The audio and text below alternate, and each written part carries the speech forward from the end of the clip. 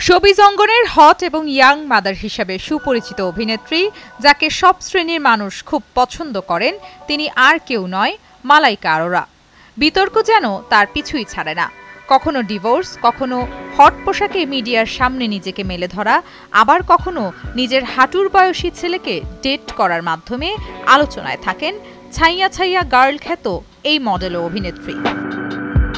বেশ কিছুদিন যাবৎ বলিপাড়ায় গুঞ্জন উঠেছে তারকা অর্জুন কাপুর ও মালাইকা আরোরার বিচ্ছেদের পর একে অপরকে এড়িয়ে চলছেন। দীর্ঘদিন এমন গুঞ্জন চললেও দেখা যায় তার উল্টো ঘটনা।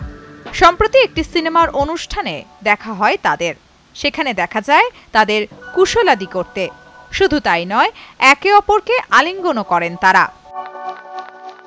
মালাইকা বরাবরই তার ব্যক্তি বিষয়ে ভক্ত অনুরাগীদের মাঝে তুলে ধরেন। তিনি এ বিষয়ে গণমাধ্যমকে বলেন, আমি অভিনেত্রী, আলোচনা সমালোচনা আমাকে নিয়ে থাকবেই।